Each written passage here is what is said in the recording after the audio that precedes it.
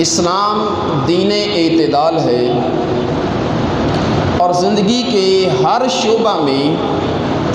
اعتدال و میانہ روی کا حکم دیتا ہے۔ عقائد ہوں یا عبادات، معاملات ہوں یا اخلاقیات، اسلامی تعلیمات ہر پہلو سے اعتدال اور توسط پر ہیں۔ دوسرے الفاظ میں یوں کہہ لیجئے کہ رسول کریم رؤوف الرحیم صلی اللہ تعالیٰ علیہ وسلم کا دین متین مکمل طور پر افراط سے بھی پاک ہے اور تفریط سے بھی پاک ہے۔ اس میں نہ تو کسی حد سے تجاوز ہے اور نہ ہی کوئی کمی ہے، نہ ضرورت سے زیادہ پابندیاں ہیں، نہ کھلی چھوٹ ہے، نہ بے جا سختی ہے، نہ بے محل نرمی ہے، نہ تو انسان کو دنیا سے لا تعلق کیا گیا ہے اور نہ ہی انسان کو دنیا دار بننے کا کہا گیا ہے، نہ غلو کو پسند کیا گیا اور نہ ہی کوتاہی کو۔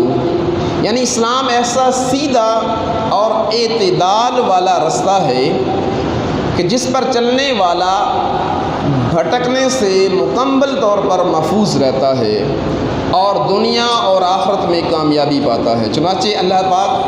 قرآن پاک میں ارشاد فرماتا ہے وَكَذَلِكَ جَعَلْنَاكُمْ أُمَّةً وَسَطًا، کہ ایسے ہی ہم نے تمہیں درمیانی امت بنایا لِتَكُونُوا شُهَدَاءَ عَلَى النَّاسِ، تاکہ تم لوگوں پر گواہ بن جاؤ، وَيَكُونَ الرَّسُولُ عَلَيْكُمْ شَهِيدًا، اور رسول تم پر گواہ بن جائیں۔ یعنی خاتم النبیین صلی اللہ تعالیٰ علیہ وآلہ وسلم کی امت زمانے کے اعتبار سے سب سے آخری امت ہے، جبکہ درجے کے اعتبار سے سب سے زیادہ فضیلت اور اعتدال والی ہے۔ جیسے دائرے میں مرکز، ستاروں میں سورج، یا ہار کے درمیان میں بڑا موتی، یا مسجد کا محراب، اس امت کو ملنے والی شریعت میں ہر چیز کے اندر درمیانے اور اعتدال یعنی معتدل ہے۔ اسلامی تعلیمات سے دوری کا نتیجہ ہے کہ سب سے زیادہ اعتدال والی امت اب بے اعتدالی کی طرف بڑھتی چلی جا رہی ہے۔ نہ تو عبادات میں اعتدال رہا ہے، نہ ہی لوگوں کے ساتھ معاملات میں توازن رہا ہے، اسی طرح نہ ہی مال کمانے میں توازن رہا ہے اور نہ ہی مال خرچ کرنے میں میانہ روی رہی ہے، نہ ہی کھانے میں توسط ہے۔ نجی سطح سے لے کر ریاستی سطح تک اور قومی اور بین الاقوامی سطح تک بے اعتدالیاں اس قدر بڑھ رہی ہیں کہ حد سے بڑھنے والے خود کو معتدل ثابت کرنے پر تلے ہوئے ہیں اور کوتاہی برتنے والے میانہ روی کا کہتے ہیں۔ اب یہ سمجھنا چاہیے کہ اعتدال ہے کیا چیز؟ اعتدال معتدل، میانہ روی، سلیقہ شعاری، اوسط، توسط، متوسط، ان سب کا ایک مطلب ہے، اور وہ کیا ہے؟ وہ یہ ہے کہ ہر چیز کی ایک حد ہوتی ہے، اس سے آگے بڑھنا یہ افراط ہے یعنی زیادتی کرنا ہے، اور اس سے کمی کرنا یہ تفریط یعنی کوتاہی کرنا۔ یعنی جس کام کے کرنے کا حکم ہے کہ بھی یہ کام اس ٹائم سے لے کر اس ٹائم تک کرنا ہے، تو یہ ہے اعتدال۔ اب اگر کوئی بندہ اس ٹائم سے آگے جاتا ہے، اس کو لمبا کرتا ہے، تو یہ ہو جائے گا افراط، اور اگر جتنا ٹائم کہا گیا تھا یا جتنا کام کہا گیا تھا اس سے وہ کم کرتا ہے، تو یہ ہے تفریط یعنی کوتاہی کرنا۔ تو ہمارا دین ان دونوں چیزوں سے ہمیں منع کرتا ہے، یعنی کسی چیز میں نہ یا حد سے بڑھ جائیں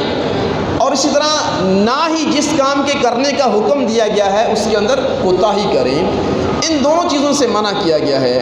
لہٰذا شریعت کے اندر ہر کام میں جو ہے وہ اعتدال اور میانہ روی کا جو ہے پہلو، اس کو ملحوظ خاطر رکھنا چاہیے۔ حضرت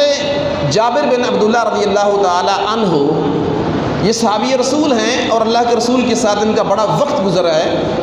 روایت کرتے ہیں کہ رسول اللہ صلی اللہ تعالی علیہ وآلہ وسلم سمجھانے کے لیے ایک جگہ پر بیٹھے ہوئے ہیں اور آپ نے زمین پر ایک خط کھینچا، یعنی ایک لکیر کھینچی،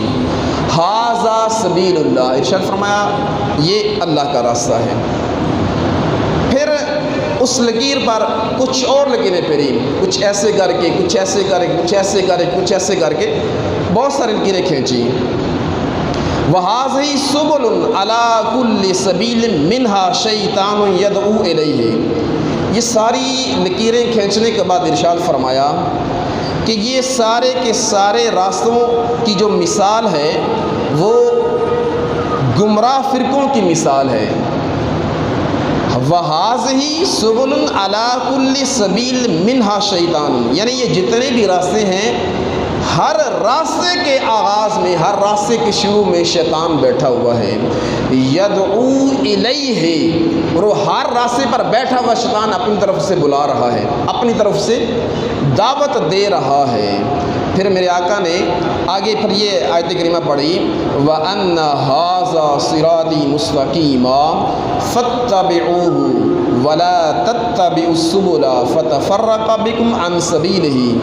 ذَٰلِكُمْ وَصَّاكُمْ بِهِ لَعَلَّكُمْ تَتَّقُونَ۔ ارشاد فرمایا وَأَنَّ هَٰذَا صِرَاطِي مُسْتَقِيمًا، بے شک یہ میرا راستہ ہے اور یہ راستہ، یہ سیدھا راستہ ہے، مستقیمہ، یہ سیدھا راستہ ہے۔ فَاتَّبِعُوهُ، تو تمہیں چاہیے کہ اس سیدھے راستے کی اتباع کرو، اس کی پیروی کرو۔ وَلَا تَتَّبِعُوا السُّبُلَ، اور دیگر راستوں کی پیروی نہ کرو۔ فَتَفَرَّقَ بِكُمْ عَنْ سَبِيلِ، اس لیے کہ وہ راستہ تمہیں حق سے جدا کر دے گا۔ ذَٰلِكُمْ وَصَّاكُمْ بِهِ لَعَلَّكُمْ تَتَّقُونَ، اسی طرح تمہارا رب تمہیں وصیت کرتا ہے تاکہ تم تقوی اختیار کرو، تم ڈر جاؤ۔ محترم پیارے اسلامی بھائیوں، ہر کام کے اندر ہمیں شریعت مطہرہ کہ جتنے بھی پہلو ہیں، جتنے بھی کام ہیں، چاہے وہ ان کا تعلق عبادات کے ساتھ ہے، چاہے ان کا تعلق معاملات کے ساتھ ہے، چاہے ان کا تعلق اخلاقیات کے ساتھ ہے، چاہے وہ آپ کے دنیا داری کے معاملات ہیں، ان تمام معاملات کے اندر شریعت مطہرہ کا جو حکم ہے وہ یہ ہے کہ اعتدال میں رہنا ہے۔ آپ عبادات میں ہیں تو عبادات کے اندر بھی اعتدال اختیار کرنا ہے۔ جس طرح نماز پنجگانہ ہے تو نماز پنجگانہ کو باقاعدگی سے ادا کرنے کا حکم ہے، یہ فرض ہے۔ اس سے آپ نہ زیادہ آگے بڑھیں اور نہ زیادہ پیچھے آئیں، یعنی آگے بڑھنے سے مراد یہ ہے کہ آپ نوافل میں مشغول ہو جائیں یا ایسے کاموں میں مشغول ہوں کہ جن کی وجہ سے آپ کے فرائض کے اندر کوتاہی آ جائے، تو اس سے بھی منع کیا گیا ہے۔ اور اس طرح آپ نفلی عبادت میں مشغول ہو جائیں کہ آپ کے فرائض جو ہیں وہ کم ہونا شروع ہو جائیں۔ مثال کے طور پر ایک دن آپ نے فجر کی نماز پڑھی اور فجر سے پہلے آگے اپنے تہجد بھی ادا کی، آپ نے دیگر نوافل بھی ادا کیے، فجر کی نماز جماعت کے ساتھ ادا کی، زور بھی ایسے، اب زور سے پہلے آگے زور کی نماز اپنے بعد جماعت ادا کی، اس کے سنت اور اس کے نوافل جتنے ہیں سارے کے سارے ادا کیے اور ایکسٹرا کچھ نوافل پڑھے۔ اب ایک دو دن تو یوں چلتا رہا، لیکن اب ایک ٹائم ایسا آیا کہ اب آپ فرائض سے بھی بھاگ رہے ہیں۔ تو لہٰذا اعتدال کے پہلو کو جو آپ ملحوظ خاطر رہیں گے تو جن جن کاموں کے کرنے کا حکم ہے، یعنی جو فرائض ہیں، جو واجبات ہیں، جن کا کرنا از حد ضروری ہے، پھر ان کے اندر کوتاہی نہیں آئے گی جب ہم اعتدال کا پہلو رکھیں گے۔ تو لہٰذا اگر ہم عبادات کرتے ہیں تو عبادات کے اندر بھی ہمیں اعتدال کا پہلو رکھنا چاہیے، تاکہ وہ کام کہ جن کاموں کا کرنا ہمارے لیے از حد ضروری ہے، بہت زیادہ ضروری ہے، تاکہ اس کے اندر کوتاہی نہ آئے۔ تو لہٰذا نماز پنجگانہ ہے تو نماز پنجگانہ کو باقاعدگی کے ساتھ ادا کریں، ان کی عادت ہمیں ہونی چاہیے، نہ کہ نوافل کی عادت ہونی چاہیے۔ آج بھی ہمارے معاشرے میں دیکھ لیں کہ ہم جب باہر نکلتے ہیں، خوشی غمی کے معاملات آتے ہیں، جس طرح کوئی فوتگی ہو جاتی ہے تو ہماری ایک تعداد ہوتی ہے مسلمانوں کی جو جنازے کے اندر تو شریک ہوتے ہیں لیکن وہ نماز کے اندر نہیں آتے۔ घंटा 2 घंटा बैठे रहेंगे, जनाब वो जहाँ पर लोग बैठे हैं फौतगी वाले घर पर बैठे हुए हैं, अजान होगी, किसी को कोई परवाह नहीं है, चांदे के लोग जाएंगे नमाज़ पढ़ेंगे। अच्छा, ये नमाज़ पढ़ने वाले कौन से लोग होंगे? ये वही लोग होंगे जिनको नमाज अदा करने की आदत थी, जिनकी एक रूटीन बनी हुई है। वो लोग तो जाएंगे और जाकर नमाज अदा करेंगे, लेकिन वो लोग जो सिर्फ फौतगी पर गए थे तो वो फौतगी के लिए आए हुए हैं, वो उस वक्त उठेंगे जब जनाजे का टाइम हो जाएगा, जब जनाजे का कहा जाएगा हाँ जी आप जनाजा लेकर चलें, अब वो लोग उठेंगे और चल पड़ेंगे, जनाजा गाह में जाएंगे, जनाजा अदा किया और वो साहिब खाना से मुलाकात की और वो जा रहे हैं। हालांकि अब मुझे आप खुद अंदाज़ा अब बताएं कि नमाज जो थी वो ज़्यादा अहम थी या जनाजे की नमाज ज़्यादा अहम थी? यकीनन आप कहेंगे कि भी नमाज जो है वो फ़र्ज़ थी और नमाज की ना ये फ़र्ज़ किफ़ाया है, यानी उससे कम दर्जा है। अच्छी बात है नमाज जनाजा अदा करना चाहिए, लेकिन इसका ये मतलब नहीं है कि आप नमाज जनाजा तो आप अदा कर रहे हैं लेकिन आप फ़र्ज़ नमाज को छोड़ रहे हैं, तो ये है तफरीत, ये है कोताही। इससे हमारे दीन ने हमें मना किया है। लिहाजा जिस काम के करने का ज़रूरी हुक्म है उसको बजा लाना ये अज़हद ज़रूरी है, लिहाजा उसको अदा करना, उसकी अदायगी करना ये हमारे लिए ज़रूरी है। पहले हमें उसे अदा करना चाहिए, जब उसका वक्त आ जाए तो अब हमें सारे अपने काम का छोड़ देने चाहिए और उस काम को जो है वो सर अंजाम देना चाहिए, उसको अदा करना चाहिए। तो उसके अंदर सबसे पहले इबादत के अंदर रहने तो ये नमाज आती है, तो नमाज पंजगाना। इसके बाद जिस बंदे पर हज फ़र्ज़ हो जाता है तो अपने हज की अदायगी के लिए कोशिश करे, हर साल अप्लाई करे और जब मंजूरी हो जाए ताकि वो बड़ी ज़िम्मा हो जाए। तो आप पता है कि हमने एक मुल्क से जब हमने दूसरे मुल्क में जाना होता है तो उसके लिए वीज़े की हाजत होती है, तो आप अप्लाई करें। जब आप अप्लाई करेंगे तो आपका नाम आ जाता है तो फाबिया ठीक है। और इस सूरत में ये है कि आप गुनाहगार नहीं होंगे। अगर आप अप्लाई नहीं करते तो फिर आप गुनाहगार होंगे और आप पर हज फ़र्ज़ हो चुका है, आपके पास इतना माल आ चुका है कि आप हज कर सकते हैं, तो लिहाजा आप अगर आप अप्लाई नहीं करें तो आप गुनाहगार हैं। तो अब ये कोताही के अंदर आएगा। तो लिहाजा हर साल हुक्म ये है ऐसे बंदे के लिए कि वो हर साल अप्लाई करता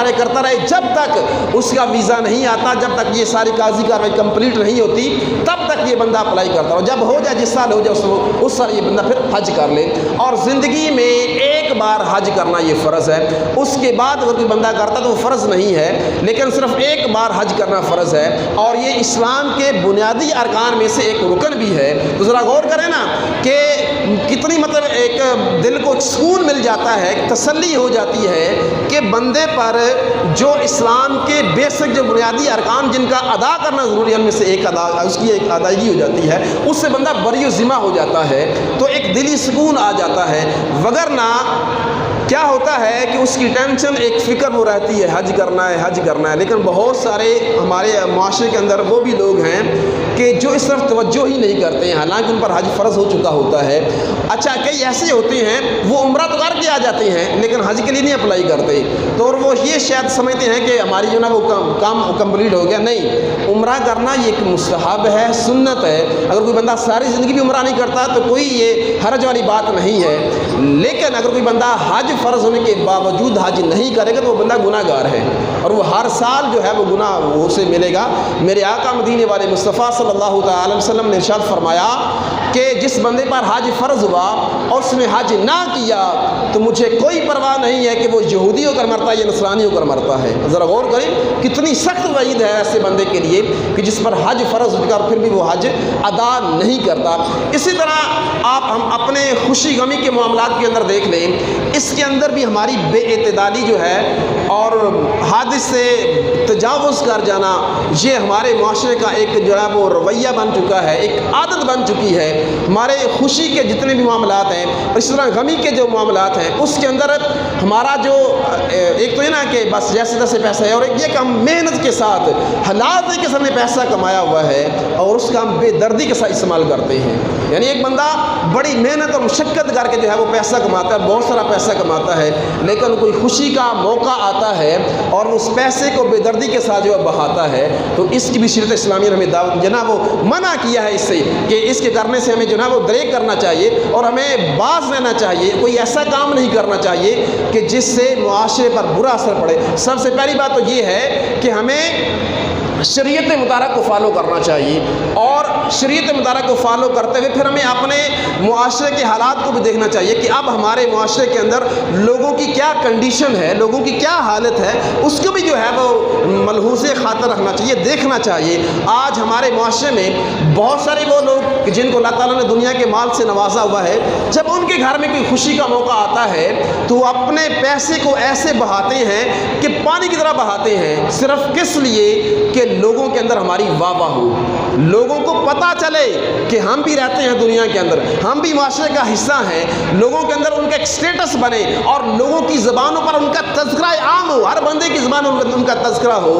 اور وہ ایسے کام کرتے ہیں جو شریعت مطالعہ کے سراسر خلاف ہیں، اور ہر بندہ اپنے مزاج کے مطابق جو ہے وہ اپنے جو خوشی کے معاملات ہیں ان کو سیلیبریٹ کر رہا ہوتا ہے، ان کو منا رہا ہوتا ہے۔ جس طرح ہمارے یہاں کچھ لوگ ہوتے ہیں ان کو گانے کا شوق ہوتا ہے، تو جو گویے ہوتے ہیں، جو گلوکار ہوتی ہیں، وہ ان کو بلا لیتے ہیں، اور کئی راتیں جو ہیں وہ ان کے ہاں ایک سما بنا ہوتا ہے، لوگوں کی جناب محفلیں لگی ہوئی ہیں اور وہ گانے والے آ رہے ہیں اور ان کی موویاں بن رہی ہیں، اور ان پر جو ہے وہ بارش کی طرح جو پیسہ بہایا جا رہا ہے، اور ان کی موویاں بنتی ہیں، پھر یہ نیٹ پر چڑھتی ہیں۔ اچھا، ایک تو یہ کہ یہ کام ہے گناہ کا،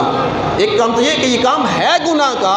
دوسرا دیکھیں کہ اس کے اور گناہ پر گناہ کہ اس کی جب مووی بن گئی، اس کی جب آپ نیٹ پر آپ اپلوڈ کرتے ہیں، اب اس کو ہزاروں لوگ دیکھتے ہیں، لاکھوں لوگ دیکھتے ہیں، ان کے گناہ کے سبب بھی آپ بن رہے ہیں، ان کا بھی تو گناہ ملے گا لیکن اس کا سبب آپ بن رہے ہیں۔ تو ایک تو فضول خرچی، حرام کام میں آپ کا وہ حلال پیسہ جا رہا ہے، اور دوسرا معاشرے کے اندر اچھا جو ایسے کام ہوتے ہیں نا، جو لوگ اپنے اس طرح کے معاملات ہیں، جو خوشی والے معاملات ہیں، اور ان کے اندر اپنے پیسے کو پانی کی طرح بہاتے ہیں اور بہت زیادہ جو شومنٹ کرتے ہیں، ایسا معاشرے بڑا اثر پڑتا ہے، اور بہت سارے لوگ خواہش کر رہے ہوتے ہیں میرے پاس بھی پیسہ ہوتا نا، میں بھی ایسے کرتا اور میں بھی یوں کرتا، میں بھی وہ کرتا۔ حالانکہ یہ خواہش کرنا یہ بہت برا ہے، لیکن چونکہ ایک بندے کی وجہ سے آپ دیکھیں کہ اس نے غلط کیا، لیکن اس کا معاشرے پر ایک برا اثر پڑ رہا ہے، بنسبت ایک اچھے آدمی کے کوئی ایک اچھا کام کرتا ہے تو اس کو لوگ اتنا کہیں ہاں ٹھیک ہے بہت ہے، لیکن اس کو فالو نہیں کریں گے اور خواہش بھی نہیں کریں گے کہ کاش میں بھی ایسا کرتا، میں بھی ایسا نہیں۔ کسی ہم نے نمازی بندے کو دیکھ کر کسی کے دل میں یہ نہیں آتا کہ میں نمازی بن جاؤں، کسی حاجی کو دیکھ کر یہ دل نہیں آتا کہ میں حاجی بن جاؤں، لیکن کوئی اس طرح اگر کوئی کام کرتا ہے تو وہ ضرور خواہش پیدا ہوتی ہے دل کے اندر، کاش میرے پاس پیسہ ہوتا نا، آج میں یوں کرتا، آج میں وہ کرتا۔ اور آپ دیکھ لیں کہ اس یعنی بے دردی کے ساتھ اس پیسے کے استعمال کی وجہ سے ہمارے معاشرے میں کتنی بچیاں ایسی ہیں جن کا نکاح نہیں ہو رہا، صرف اس وجہ سے کہ ہم نے اپنے آپ کو رسم و رواج کے اندر اس طرح جکڑ کر کے رکھا ہوا ہے کہ ہم ان رسم و رواج سے نکلنا چاہتے ہی نہیں ہیں۔ ان رسم و رواج کی وجہ سے بعض کا ہمارے وہ بچے، ہماری وہ بچیاں گناہ میں مبتلا ہو جاتے ہیں، اور اس کا سبب یہ معاشرہ بنتا ہے، ہم لوگ بنتے ہیں جنہوں نے ان رسومات کو تقویت دی ہوئی ہے، اور وہ لوگوں سے گھبراتے ہیں کہ اگر آج ہم نے یہ رسمیں ادا نہ کی تو ہم لوگوں کے اندر منہ دکھانے کے قابل نہیں رہے گی، ہماری ناک نہیں رہے گی، معاشرے کے اندر ہمارا سٹیٹس نہیں رہے گا۔ صرف یہ والی باتیں لے کر وہ بیچارے گناہ کے اندر ملوث ہو جاتے ہیں، گناہ والے کام میں پڑ جاتے ہیں، اور اس طرح جو ہے معاشرے کے اندر بگاڑ پیدا ہوتا ہے۔ تو میٹھے اور پیارے اسلامی بھائیو، ہمارے معاشرے کے اندر وہ حضرات جن کو رب تعالیٰ نے دنیا کا دھن دولت عطا کیا ہوا ہے، دنیا کا پیسہ ان کے پاس ہے، تو خدا را اس پیسے کو طریقہ کار کے مطابق استعمال کریں، اور ایسے استعمال کریں کہ معاشرے کے اندر اس کا کوئی برا اثر نہ پڑے، لوگوں پر اس کا اچھا اثر پڑے،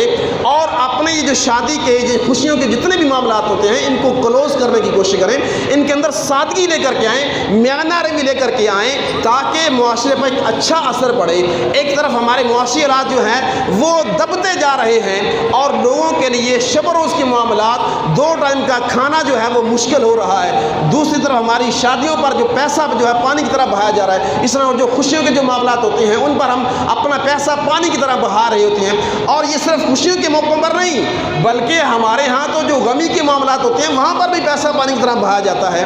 وہاں پر بھی اتنا کثیر کھانا بنایا جاتا ہے, اتنا کثیر انتظام کیا جاتا ہے کہ الامان الحفیظ, اگر میں ان کا تذکرہ کرنے لگ جاؤں تو ٹائم ختم ہو جائے گا, لیکن ہمارے معاشرے کے اندر یہ جو رسومات, یہ جو خرافات پائی جاتی ہیں وہ ختم نہیں ہوں گی, اور یہ جو خرافات ہیں ان کی وجہ سے آج ہمارا معاشرہ جکڑا ہوا ہے اور لوگوں کے شب و روز بہت مشکل ہو چکے ہیں. میٹھے اور پیرس میں اگر ہم ان سارے معاملات کو شریعت مطہرہ کے اندر لے آئیں اور ہم اپنے دین اسلام کی جو تعلیمات ہیں ان کو اگر ہم غور و فکر کریں, ان کو ہم سیکھیں, ان پر عمل کریں, تو یقیناً ہماری یہ جو چند روزہ زندگی ہے یہ سہل ہو سکتی ہے, یہ آسان ہو سکتی ہے. ہم نے اگر کوئی شادی کرنی ہے تو ہمیں اپنے اسلاف کو دیکھنا چاہیے اور اپنے دین کے اندر اس کے جو احکامات ہیں ان کو جو ہے وہ ملحوظ خاطر رکھنا چاہیے, تو دیکھیں یہ ہمارے معاملات آسان ہو جائیں گے. میرے آقا مدینے والے مصطفیٰ صلی اللہ علیہ وسلم ایک بار مسجد نبوی میں تشریف فرما ہے, بیٹھے ہوئے ہیں, ایک خاتون آئی اور اس نے کہا یا رسول اللہ میں نے اپنا آپ کے سپرد کیا.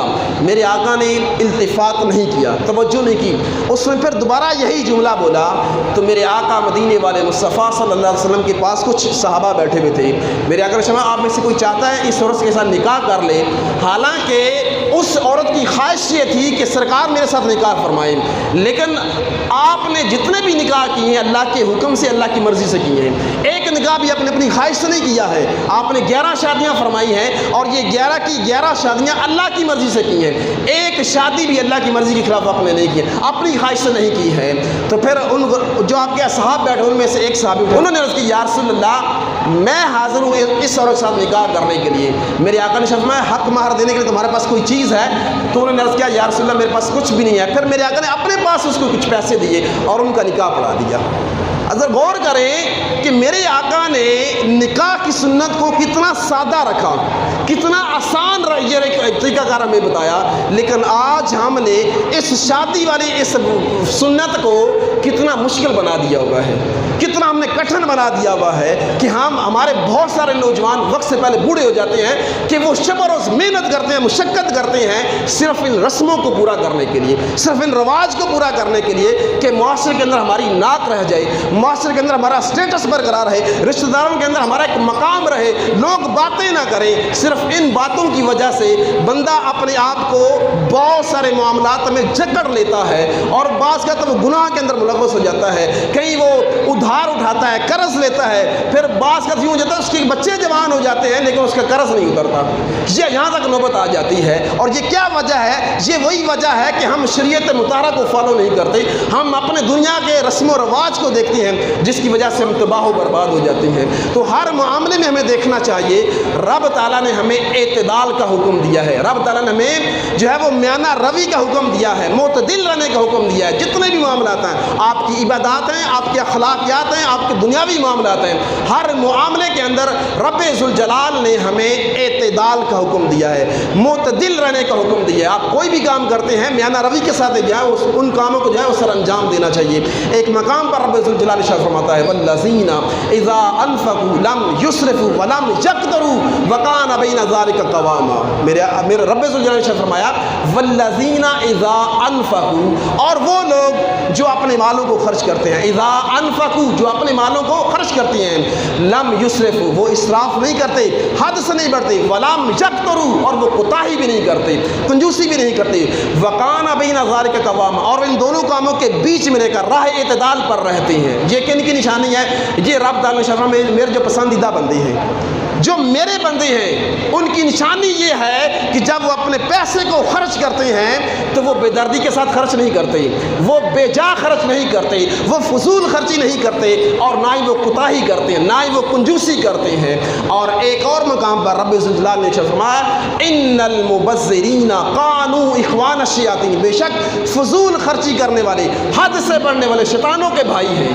اب ذرا غور کریں, ہم اپنے معاملات کے اندر کس قدر اپنے پیسے کو بہا رہے ہوتے ہیں. اور ایک طرف تو یہ کہ ہم اگر حلال کا کمایا ہوا ہے اور وہ حرام کی طرف جا رہا ہے یا وہ فضولیات کی طرف جا رہا ہے تو پھر بھی بندہ پھنسے گا, اور اگر حرام کا کمایا ہے آپ کو اگلی تو بات ہی نہیں ہے نا, یہیں پر بندہ پھنس جائے گا. تو لہٰذا دونوں صورتوں میں بندہ پھنستا ہے. لہٰذا میٹھے اور پیارے اسلامی بھائیو, ہمیں یہ حکم دیا گیا ہے کہ جس پیسے کو ہم نے محنت کے ساتھ, مشقت کے ساتھ کمایا ہے, اس پیسے کا استعمال بھی حلال حلال طریقے سے کرنا ہے، حلال جگہوں پر کرنا ہے۔ لہٰذا کوشش کرنی چاہیے کہ ہمارے جتنے بھی معاملات ہیں ان کو شریعت مطہرہ کے اندر رہتے ہوئے، راہ اعتدال پر رہتے ہوئے، معتدل رہتے ہوئے، میانہ روی کا مظاہرہ کرتے ہوئے اپنے معاملات کو سر انجام دینا چاہیے۔ جب ہم یہ فارمولہ اپنا لیں گے، یقین جانیں ہمارا معاشرہ خود بخود سدھر جائے گا، ہمارے حالات بالکل ٹھیک ٹھاک ہو جائیں گے، اور ہمارا یہ جو چند روزہ جو زندگی ہے جس کو آج ہم نے اتنا مشکل بنایا ہوا ہے، یہ ہمارے مسلمان بھائیوں کے لیے بہت آسان ہو جائے گی، ایزی ہو جائے گی۔ اللہ تعالیٰ کی بارگاہ میں دعا ہے کہ یہ چند ایک باتیں میں نے آپ کی بارگاہ میں پیش کی، رب تعالیٰ ہم سب کو عمل کرنے کی توفیق